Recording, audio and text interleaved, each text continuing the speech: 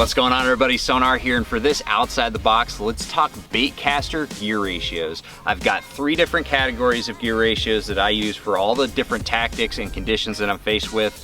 And let's start with a low speed gear ratio baitcasting reel.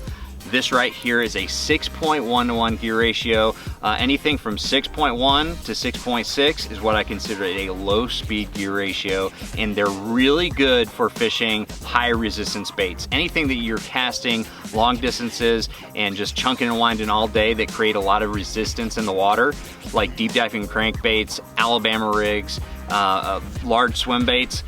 The low speed gear ratio, just like the gears on a bike, is going to create a lot of torque and allow you to fish these baits without getting worn out throughout the day. So they're really good for those tactics.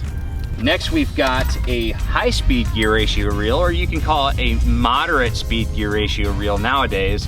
7.1 to 1 to, the mid 7s. That is what I consider a high speed gear ratio, but it's also in that moderate range nowadays. We just in general make them a lot faster. But this is a really good overall baitcasting gear ratio for a wide variety of bass fishing tactics. Anything from spinner baits, chatter baits, shallow diving crankbaits, lipless crankbaits, or bottom bouncing tactics, worms, jigs, Carolina rigs. It's really, really well suited for a wide variety of tactics. So if you're looking for one gear ratio for everything, this is the one to go to.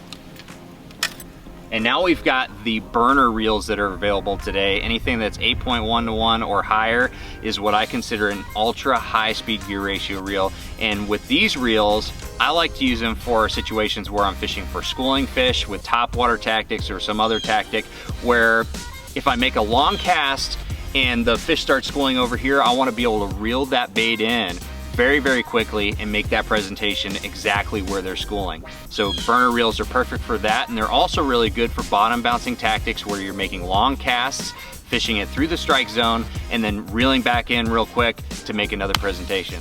So hopefully that breaks it down for you and helps you choose the right gear ratio for the right conditions. I'll see you guys out in the water.